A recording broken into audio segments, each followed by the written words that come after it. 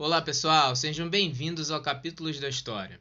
Eu sou o professor Vinícius Fernandes e a gente vai, nesses vídeos, fazer uma viagem pela história, seja pelos temas mais clássicos, que são aqueles que você estudou já na escola ou ainda está estudando, seja pelos temas mais atuais, mais recentes, né, com novos personagens, coisas que a gente ainda não são comuns da gente ver nos livros. Então, se você gosta de história, a gente vai ter sempre assuntos novos aqui. Se você não gosta ou tem dificuldade de entender, eu espero que essas aulas possam te ajudar a se aproximar um pouco mais da história. Então vamos nessa? Então nesse primeiro vídeo, o nosso assunto é a introdução aos estudos históricos, que é quando a gente entende melhor como que é feita a pesquisa em história, né, e por que o estudo da história é importante. Então a gente começa entendendo um pouquinho melhor uma dimensão que é super importante para a história, que é a relação que a história tem com o tempo. Isso porque toda a história, tudo que acontece, né, na vida dos seres humanos, ela acontece num determinado tempo e num determinado espaço. As sociedades, elas se desenvolvem num local e num tempo específico. Começando então a entender essa relação entre a história e o tempo, a gente precisa perceber que existem várias formas de tempo, ou de perceber o passar do tempo. A gente tem aí inicialmente, como eu coloquei na imagem, um tempo que é o tempo da natureza, né? Que é o tempo que leva, por exemplo, para uma semente virar uma árvore ou dar frutos. É o tempo que leva para uma borboleta sair do estado de lagarta e voar. Esse tempo é o tempo que a gente chama da natureza. Além disso, a gente tem o tempo vivido. O tempo vivido é o tempo que a gente percebe as fases da vida de uma pessoa, por exemplo. Da infância, passa pela adolescência, a idade adulta, a velhice. Então são as fases da vida, o tempo que foi vivido de fato. Além disso, o tempo vivido também diz respeito ao modo como a gente sente ou percebe o passar do tempo. Existem situações em que a gente percebe que o tempo ele passa muito rápido e situações que a gente percebe que o tempo ele passa mais devagar ou se arrasta, demora mais a passar. Geralmente, quando a gente está mais curtindo, a gente está em situações mais divertidas, a gente percebe que o tempo passa muito rápido, que a gente queria estar mais ali, curtir um pouco mais. E tem situações nas quais a gente acha mais desagradáveis, que a gente percebe que o tempo vai se arrastando, que a gente queria sair dali logo, mas não dá. Né? Então, na sala de aula, por exemplo, é comum que na sua vida de estudante você perceba aí que nos momentos do intervalo, do recreio, você acha que acabou muito rápido. E que as aulas, principalmente daquelas matérias que você não gosta, elas demoraram muito a passar. Né? Então, isso é a dimensão que a gente chama do tempo vivido. Beleza? Por fim, a gente precisa perceber o tempo cronológico, que é o tempo que o ser humano criou, né? Ou a maneira pela qual as pessoas conseguiram mensurar ou medir o passar do tempo. Né? Então a gente está falando aí da questão dos minutos, das horas, dos dias, das semanas, dos meses, enfim, tudo que a gente cria, tudo que a gente inventou para poder perceber o passar do tempo, para medir o passar do tempo, tá? Então, se a gente percebe que o tempo ele passa de formas diferentes, ou os seres humanos se relacionam de formas diferentes com o tempo, a gente também percebe que na história os acontecimentos eles têm durações diferentes. Então, tem coisas que elas duram pouco tempo e tem coisas que duram mais tempo. Então, as coisas que duram pouco tempo são acontecimentos mais breves, são rápidos, né? São episódios. Esses acontecimentos a gente chama de acontecimentos de curta duração. Então, uma greve, um protesto contra o aumento da passagem de ônibus, são acontecimentos de curta duração. Eles acontecem de forma mais rápida. Mas existem acontecimentos históricos que eles levam um pouco mais de tempo para poder acontecer, né? Que eles são um somatório de vários episódios, de várias decisões que as pessoas vão tomando, né? Conforme as coisas vão acontecendo ao longo do tempo, a gente diz que acontece um processo, que ocorre um processo histórico, né? A ideia de processo quer dizer que as coisas elas vão acontecendo aos poucos, tá? Elas não são rápidas, não são breves, elas têm um tempo para que elas ocorram. Pode ser um tempo médio, de média duração, ou pode ser um longo tempo. Então, como exemplo de um evento de média duração, eu trouxe para vocês aí a Revolução Francesa, né? Que foi um processo que durou alguns anos e começou em 1789, durando até o ano de 1815. Vários acontecimentos ocorreram dentro da Revolução Francesa. Por fim, a gente tem os eventos de longa duração, e aí, como exemplo, eu trouxe para vocês a escravidão africana no Brasil, né? Que foi um processo que demorou muitos anos, ocorreu durante muito tempo no Brasil, por mais de 300 anos, ok?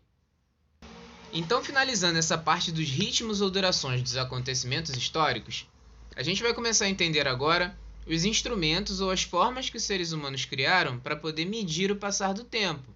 Então, a gente está falando lá do tempo cronológico, né?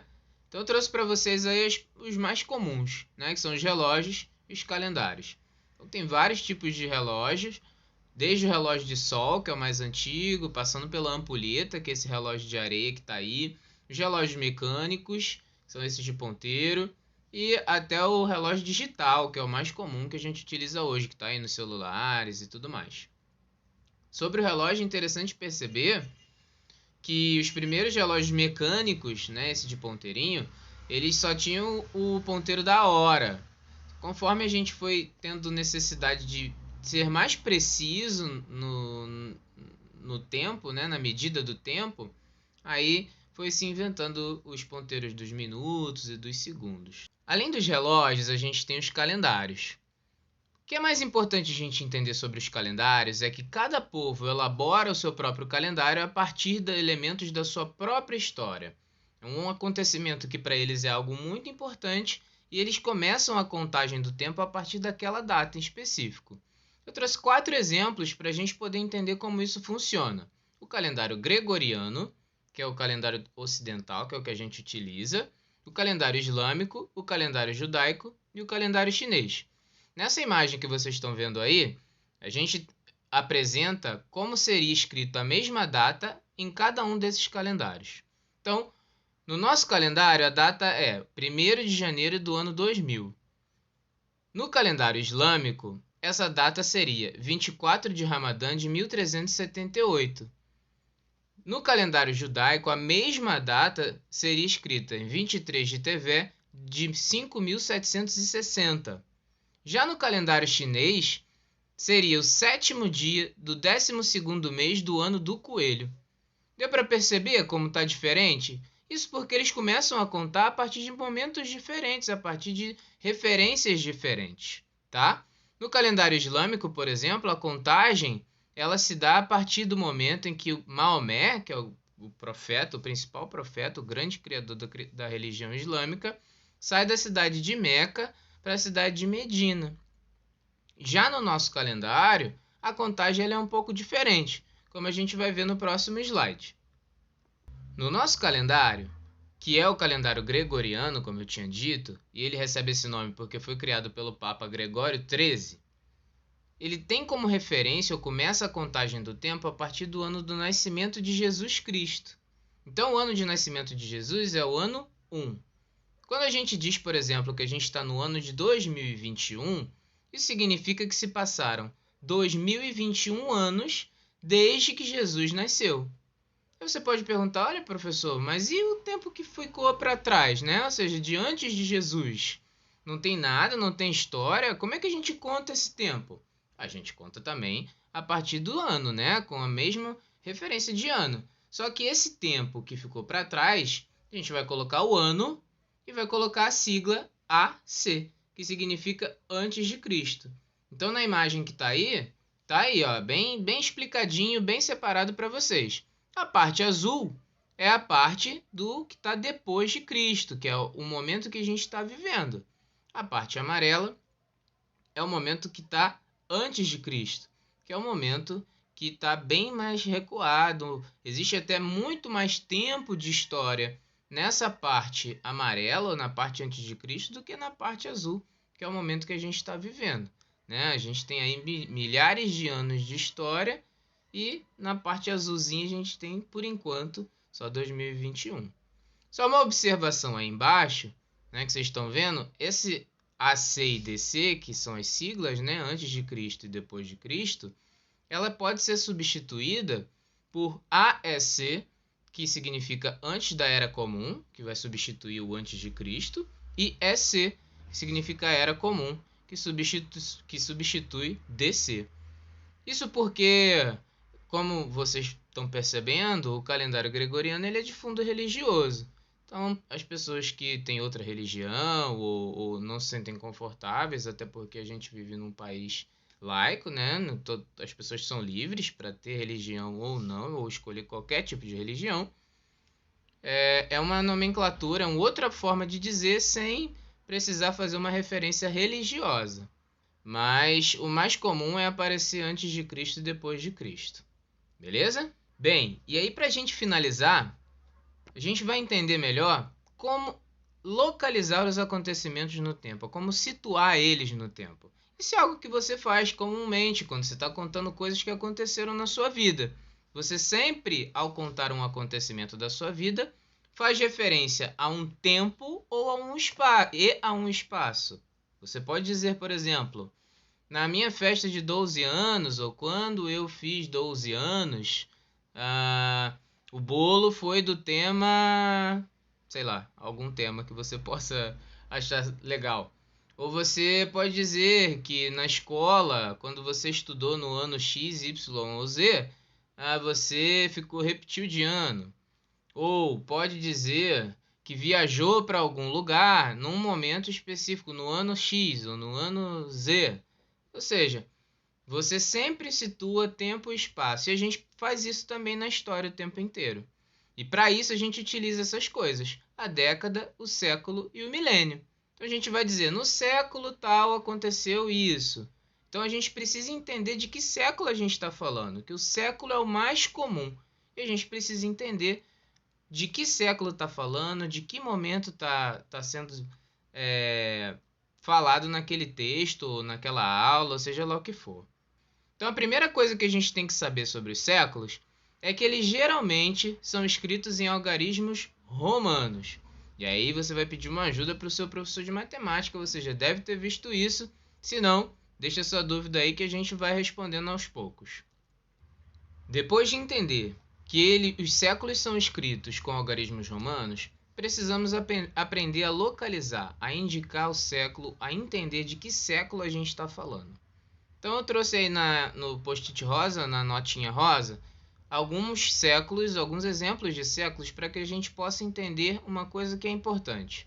Então o século I, ou século I, ele foi do ano 1 até o ano 100, já que são um período de 100 anos. O século II, ele foi do ano 101 até o ano 200. O século V foi do ano 401 ao 500. O que eu quero que você perceba aí? Deu para entender ou deu para perceber que quando o número que inicia o século, ele geralmente é anterior, né? Quando a gente fala que a gente está falando do século X, esse 10 ele vai fazer referência lá ao ano final e a gente tem que tentar entender que começou 100 anos antes. Então, ó, o século X começa no ano 901, né? O século XVII, que está aí, ele começa no ano 1601, 1601. O século XIX, ele começa em 1801. Então, quando a gente fala do século XIX, são todos os anos que vão de 1801 até 1900. Deu para perceber essa jogada aí do número, né? Isso é importante porque isso vai aparecer o tempo inteiro nos textos de história, nas aulas, nas falas. A história ela lida muito com isso. Uma outra forma de saber localizar o século é a partir do ano que está sendo falado. Para isso, a gente tem duas regras. A primeira regra, e a mais fácil, é se esse ano que está sendo falado terminar em 2 zeros, se os dois últimos números forem 2 zeros. Nesse caso, a gente elimina esses dois últimos números e o que sobrou vai corresponder ao século. Como exemplo, eu trouxe para vocês o ano 1000. Se você observar bem o ano 1000, os dois últimos números são 2 zeros. Então, eu vou tirar esses 2 zeros do final, como está indicado lá, traçado, está riscado, né? E vai sobrar 10. Pronto, não preciso fazer mais nada. O ano 1000 corresponde ao século 10 ou X em algarismo romano. Ah, professor, e se não terminar em 2 zeros, como eu vou fazer? Ora, para isso a gente também tem uma regra. Se o ano não terminar em 2 zeros, a gente vai eliminar os dois últimos números da mesma forma que faz na regra de número 1, só que a gente vai sempre somar 1 ao número que sobrar. Beleza? Eu sempre somo 1. Não somo 2, não somo 3, não somo 4, não somo um número com o outro. Sempre soma 1. Pega o número que sobrou e soma 1. Então, exemplo. O ano que a gente está vivendo, o ano de 2021, os dois últimos números são o 2 e o 1. Então, eu vou eliminar esses dois últimos números, como fiz também na regra de número 1. Vai sobrar 20. Eu tirei o 21, sobra 20, a parte da frente. O que eu faço com essa parte da frente? Eu vou somar 1, que é o que me diz a regra. Então, 20 mais 1, 21. Então, o ano de 2021 pertence ao século 21, que se escreve XXI em algarismo romano. Ok? Bem, pessoal, por hoje é só. Espero que vocês tenham gostado, que esse vídeo tenha esclarecido as dúvidas de vocês, que tenha despertado talvez um pouco mais de interesse na história também. E se tiverem qualquer dúvida, comentário, sugestão, é só deixar aí no comentário que a gente vai interagindo aí ao longo dos próximos vídeos. Um forte abraço a todos e todas e até a próxima.